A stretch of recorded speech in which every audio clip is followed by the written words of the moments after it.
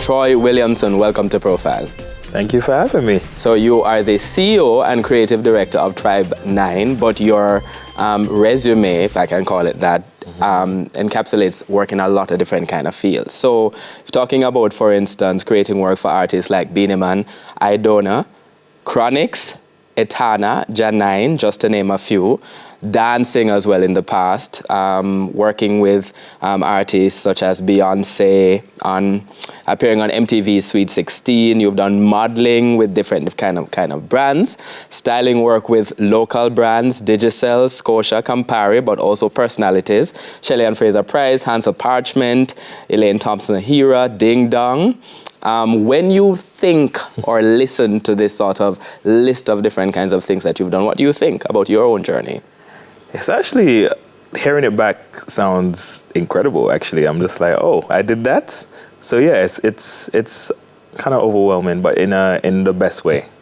Yeah, it just seems like I've achieved a couple things, more to come, but it's nice so far. And Tribe 9 is the latest in that sort of iteration. Yes. But you say this is sort of putting together of work that you've done over the years. Yeah. You said this was a consequence of what you call a brain wave that happened in the United States. What do you mean? Yeah, it was kind of like I was doing all these different things, and I had a moment where I was like, okay, cool, this is the actual thing I was supposed to do all this time. You know what I mean? I was working at a showroom in New York, and I had a moment where I was like, oh, my mom's been doing this, my auntie's been doing this. I've had designers in the family, seamstress and tailors in the family as well, and I've kind of been avoiding this thing for so long. So I was like, avoiding it? Not even avoiding it, but just like not really fully stepping into it. It was kind of like a little touch here, doing some creative direction here, some styling here and there, but to kind of actually put all of that into one brand, that was a brainwave moment for me.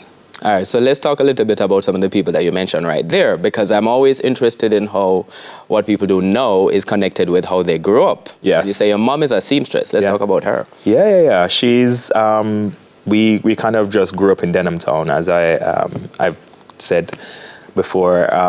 She's based in London now, and she's still sewing, and she's still kind of cheering me on, and kind of every time I'm around her, she kind of shows me little things like, oh, you should try this, you should try that. So it's nice to kind of have her around to kind of validate what it is that I'm doing, and then also to kind of see her excitement for me doing it on such a bigger scale.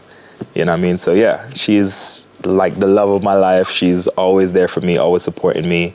Never kind of gave me the limitations of like, you can't do this and you can't do that. It was like, if it feels right, just go ahead and do it. So yeah. Let's talk about early life in Denham Town. You said Denham Town first, you eventually moved to Portmore. Yeah. But what was life like growing up in Denham Town?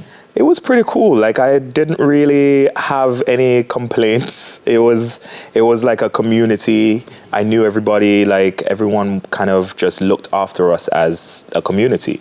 So it was like, it was only until I left Denham Town, I realized that it was like badness and all of these things were happening there. But while I was there, it was just community spirits. My brother still is down there most of the times. So yeah, I go there once in a while, but I haven't really fully like been down there, been back. Actually, I went down there the other day, and I was driving past and I was like, oh, this feels familiar.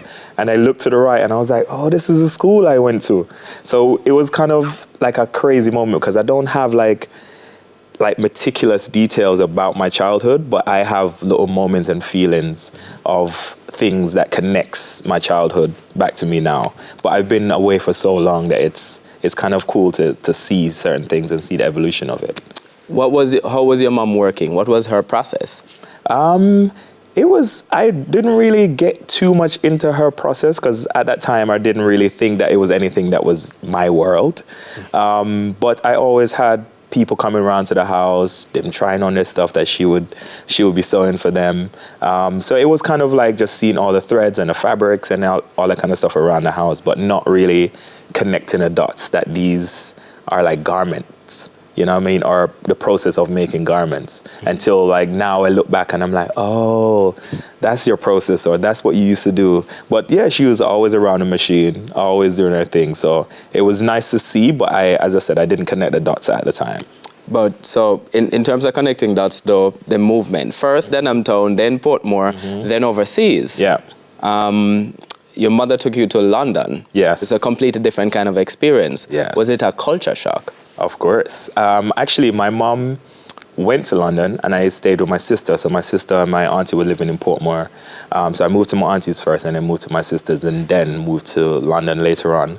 But when I got there, I literally cried for years even, because when I got there like just before winter, so it was kind of like, oh yeah, this is cool, I can do this, you know what I mean? And then also like going to school and being known as the yardie in school and the jamos that Nigerians used to call me.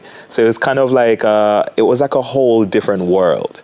You know what I mean? So yeah, of course it was a culture shock. And also a multicultural school as well. Yes, yeah. My school had everybody. Like the Somalis, it had the Turkish, Kurdish, Africans, Caribbeans, everyone. Everyone was in the school. So this was a completely multicultural environment, very, very new. And at the same time, you had the opportunity to do various different kind of things, really. Yeah. How did your mother and the school environment nurture that? As I said before, like my mom was always like, I was always a creative child, so I wasn't interested in doing maths and English and all that kind of stuff. I just wanted art and geography, and I needed like anything that kind of broadened my world a little bit, and not so much the smaller little things like writing and all that kind of stuff. I never wanted to do that. I just wanted to build things. So I was like building trucks and I was drawing all the time. So my mom always kind of pushed that. I think she knew that I was just an artistic child, and then obviously she is artistic in her right as well. But yeah, and then the school environment they offered a lot of different things. So it was like drama, music, art, all that kind of stuff. So there were so many different people that were doing different things. Even dance I was doing at school as well.